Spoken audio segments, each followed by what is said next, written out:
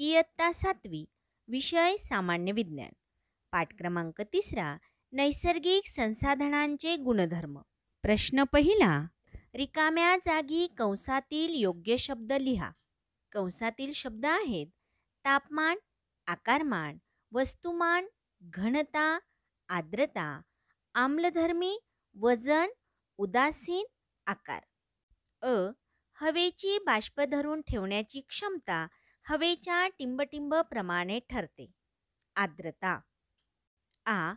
पाण्याला स्वतःचा टिंबटिंब नाही, परंतु निश्चित टिंबटिंब व टिंबटिंब आहेत. आकार. घनता, वस्तुमान. ई.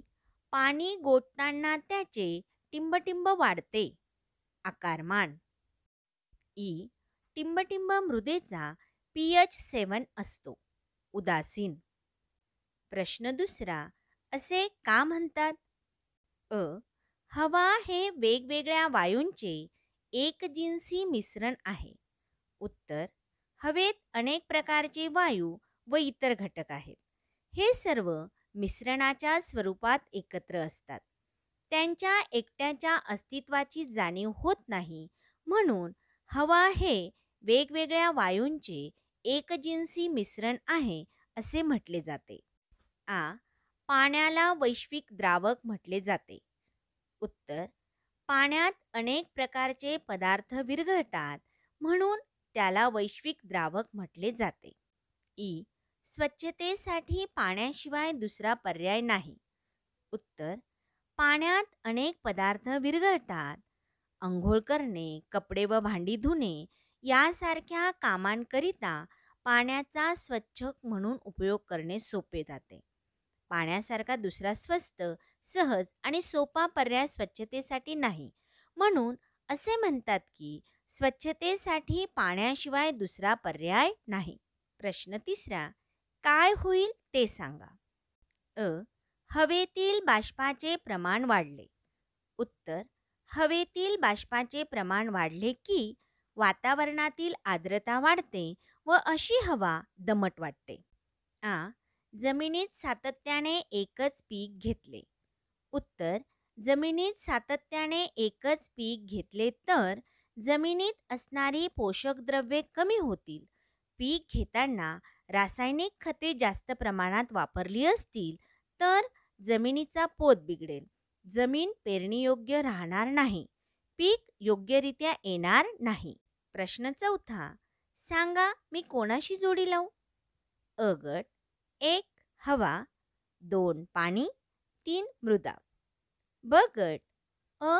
उत्सर्जन क्रिया, आ. प्रकाशाचे विकिरण, ई. आकार्यता. चला आपण जोड्या लावूया. हवा, प्रकाशाचे विकिरण, पाणी, उत्सर्जन क्रिया, मृदा, आकार्यता. प्रश्न 5, खालील विधाने चूक की बरोबर ते सांगा. अ. रेताड मृदेची जलधारण क्षमता कमी असते. बरोबर. आ. ज्या पदार्थात द्राव्य विरघळते त्याला द्रावक म्हणतात. बरोबर. ई. हवेमुळे पडणाऱ्या दाबाला वातावरणीय दाब म्हणतात. बरोबर. प्रश्न 6, खालील चित्रांविषयी स्पष्टीकरण तुमच्या शब्दात लिहा. चित्र अ आणि आ यांचे निरीक्षण केले असता आपण या पद्धतीने स्पष्टीकरण देऊ शकतो की चित्र अ मध्ये जमिनीला पडलेल्या छेदात पाणी दिसत आहे. हे पाणी द्रव स्वरूपात आहे. चित्र आ मध्ये याच पाण्याचे बर्फ होत आहे. हवा जास्त थंड झाल्यामुळे पाण्याचे तापमान कमी झाले. बर्फ बनू लागले म्हणजे तापमान 4 डिग्री सेल्सिअस पेक्षा कमी होत आहे. 4 डिग्री सेल्सिअस पेक्षा कमी तापमानाच्या पाण्याची घनता कमी होते व त्याचे आकारमान वाढते. याच तापमानाला पाणी प्रसरण पावते. हे प्रसरण पावणारे पाणी बाणाच्या सहाय्याने चित्र आ मध्ये दाखवले आहे. पाण्याच्या असंगत वर्तनामुळे हा छेद रुंदावलेला दिसतो.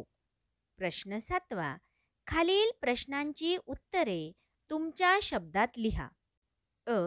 हवेमुळे प्रकाशाचे विकिरण कसे होते? उत्तर. प्रकाश किरणांचे सर्व दिशांना विखुरणे म्हणजे प्रकाशाचे विकिरण होय. हवेमध्ये काही वायू तसेच धूळ, धूर व बाष्प यांच्या अतिसूक्ष्म कणांचे मिश्रण असते. जेव्हा सूर्याचे प्रकाश किरण हवेतील या सूक्ष्म कणांवर पडतात तेव्हा हा प्रकाश सर्व दिशांनी विखुरतो. अशा रीतीने प्रकाशाचे विकिरण होते. आ. पाण्याचे विविध गुणधर्म स्पष्ट करा. उत्तर. 1. प्रवाहिता. पाण्याला प्रवाहिता असल्यामुळे ते जलवाहतुकीसाठी उपयोगी ठरते. जनित्राच्या सहाय्याने वीज निर्मिती करताना उंचावरून खाली पडणाऱ्या पाण्याच्या प्रवाहाचा वापर केला जातो. 2. उत्तम शीतक. तापलेल्या गाड्यांचे रेडिएटर्स तापमान नियंत्रित करण्यासाठी पाणी वापरले जाते. 3. वैश्विक द्रावक. पाण्यात अनेक पदार्थ विरघळतात म्हणून त्याला वैश्विक द्रावक असे म्हणतात. द्रावक म्हणून पाण्याचा अनेक ठिकाणी उपयोग होतो. उदाहरणार्थ कारखाने, प्रयोगशाळा, अन्नपदार्थ शिजवताना. 4. शरीराच्या अंतर्गत होणाऱ्या अनेक जैविक प्रक्रिया उदाहरणार्थ पचन, उत्सर्जन इत्यादी पाण्यामुळेच शक्य आहेत. 5. स्वच्छक. आपल्या जीवनातील रोजची नैमित्तिक कामे पाण्याच्याच मदतीने होतात. अंघोळ करणे, कपडे धुणे, भांडी स्वच्छ करणे इत्यादींसाठी पाण्याचा स्वच्छक म्हणून उपयोग होतो. ई. समुद्राच्या पाण्याची घनता पावसाच्या पाण्यापेक्षा जास्त का असते? उत्तर. समुद्राच्या पाण्यात बरेच क्षार असतात त्यामुळे त्या पाण्याची घनता जास्त असते. ई. चांगल्या मृदा रचनेचे महत्त्व काय आहे? उत्तर. मृदेच्या रचनेवर जमिनीची सुपीकता अवलंबून असते. चांगली मृदा रचना असेल तर मुळांना पुरेसा ऑक्सिजनचा पुरवठा होतो. अशा मृदेतून पाण्याचा निचरा चांगला होतो त्यामुळे वनस्पतींच्या मुळांची योग्य वाढ होते. मृदेचे विविध उपयोग कोणते? उत्तर. वनस्पती संवर्धन. वनस्पतींच्या वाढीस मदत करणे. जलसंधारण. मृदा पाणी धरून ठेवत असल्यामुळे आपल्याला 12 महिने पाणी मिळू शकते. आकार्यता.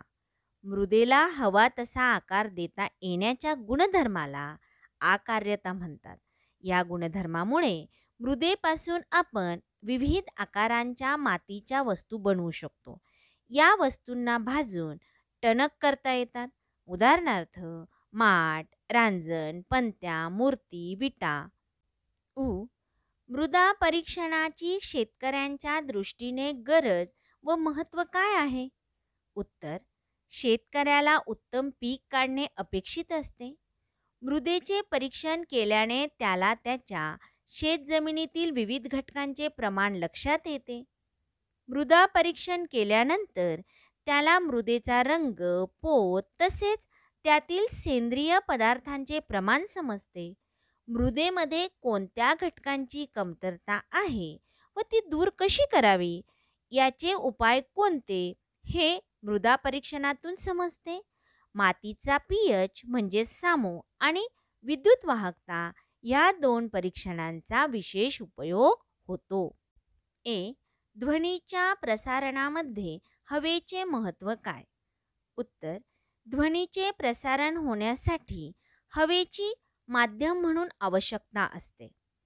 आपल्याला कानावर पडणारे सर्व आवाज भोवतालच्या हवेमुळेच आपण ऐकू शकतो. हवेच्या माध्यमातूनच ते आपल्यापर्यंत येऊन पोहोचतात. हवेचे माध्यम नसेल तर आपण ऐकूच शकणार नाही. म्हणून हवा हीच ध्वनीच्या प्रसारणासाठी महत्त्वाची आहे. ऐ. पाण्याने पूर्ण भरलेली काचेची बाटली कधीही फ्रीजरमध्ये का ठेवू नये? उत्तर. बर्फ होत असताना पाण्याच्या असंगत वर्तनाप्रमाणे तो प्रसरण पावतो. 4 डिग्री सेल्सिअस तापमानाच्या खाली तापमान गेल्यास पाण्याची घनता कमी होऊ लागते आणि आकारमान वाढू लागते.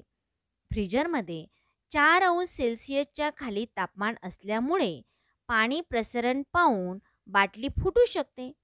काचेची बाटली असल्याने तुटक्या काचांनी इजा होईल, म्हणून पाण्याने पूर्ण भरलेली काचेची बाटली कधीही फ्रीझरमध्ये ठेवू नये. चला, आपण आता पाठ्यपुस्तकातील इतर प्रश्न अभ्यासूया. थोडे आठवा. 1. हवेमध्ये कोणकोणते वायू असतात? हवेला एकजिन्सी मिश्रण का म्हणतात? उत्तर: हवेमध्ये नायट्रोजन, ऑक्सिजन, कार्बन डायऑक्साईड 6 प्रकारचे निष्क्रिय वायू, नायट्रोजन डायऑक्साईड, सल्फर डायऑक्साईड असे निरनिराळे वायू असतात. हवा सर्व वायूंची आणि इतर काही घटकांची मिळून मिश्र स्वरूपात असते. तिच्यातील घटक नैसर्गिकरित्या वेगळे काढता येत नाहीत, म्हणून तिला एकजिन्सी मिश्रण म्हणतात. 2. हवेमध्ये असलेल्या वेगवेगळ्या वायूंचे उपयोग कोणते आहेत? उत्तर: नायट्रोजन वायूच्या सहाय्याने सजीवांमध्ये प्रथिन निर्मिती होते. अमोनिया निर्मिती आणि खाद्यपदार्थ हवाबंद ठेवण्यासाठी त्याचा उपयोग होतो. ऑक्सिजन श्वसन आणि ज्वलन यासाठी उपयुक्त आहे. कार्बन डायऑक्साईड अग्निशामक नळकांड्यात वापरतात. याच वायूमुळे वनस्पतीत प्रकाश संश्लेषणाद्वारे अन्न निर्मिती होते. निरनिराळ्या निष्क्रिय वायूंचे हे ठराविक उपयोग आहेत. माहिती मिळवा. चंद्रावर वातावरणाचा दाब असेल का? उत्तर: चंद्रावर पृथ्वीच्या गुरुत्वाकर्षणाचा 1/6 भाग आहे. त्यामुळे चंद्रावर कमी गुरुत्वाकर्षण आहे. चंद्रावर गुरुत्वाकर्षण कमी असले तरी तेथे वातावरण आहे, परंतु कमी घनता आणि कमी वातावरणाचा दाब आहे. जरा डोके चालवा.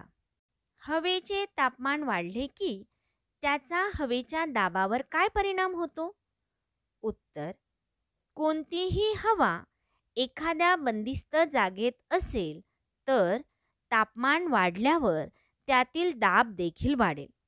वाढलेल्या तापमानामुळे या हवेतील निरनिराळे घटक रेणू जोराने कंप पावतात. त्यामुळे त्यांच्या करवी हाच दाब वाढतो.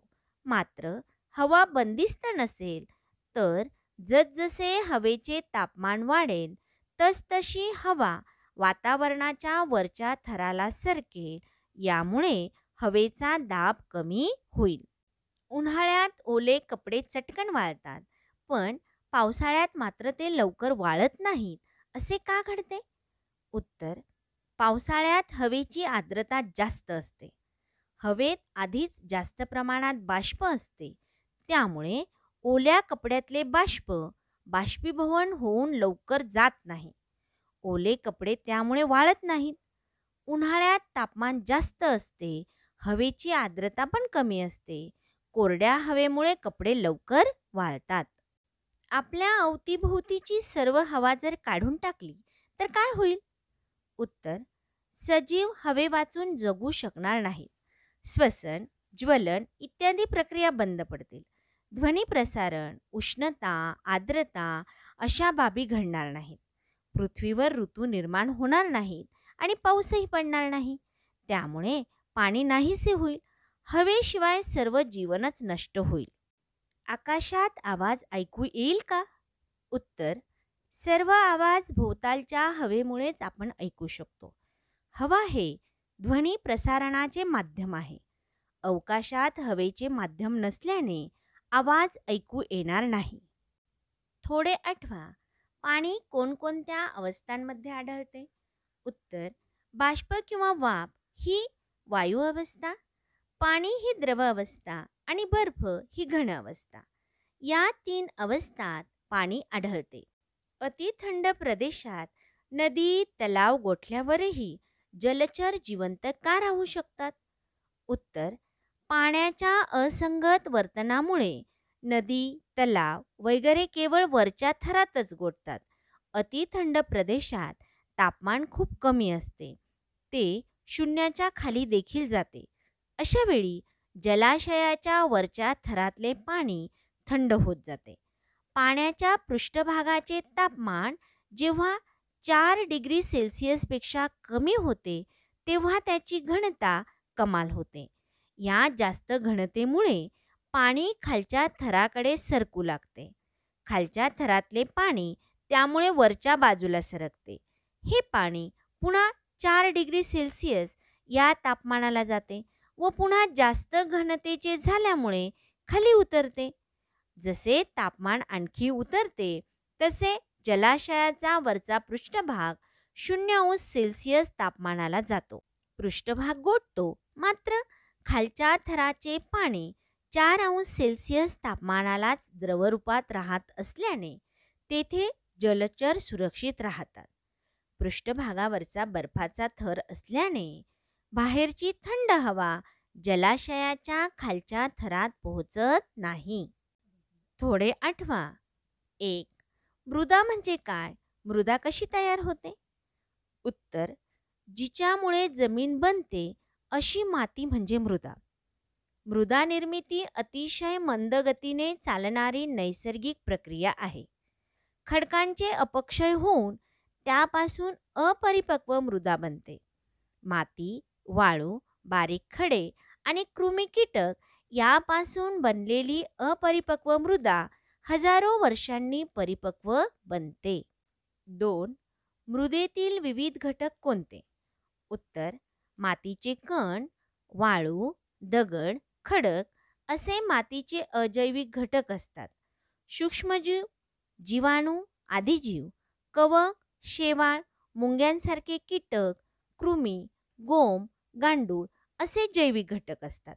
जरा डोके चालवा. 1. चिकण मृदेला मशागतीला जड मृदा असे का म्हणतात? उत्तर: चिकण मृदेमध्ये सूक्ष्म कणांचे प्रमाण सर्वात जास्त असते. त्या कणांना स्पर्श केला तर ते हाताला चिकटून बसतात. या मातीत जरुरीपेक्षा जास्त पाणी अडकून राहते. त्यामुळे चिकण मृदा मशागतीला जड मृदा ठरते. 2.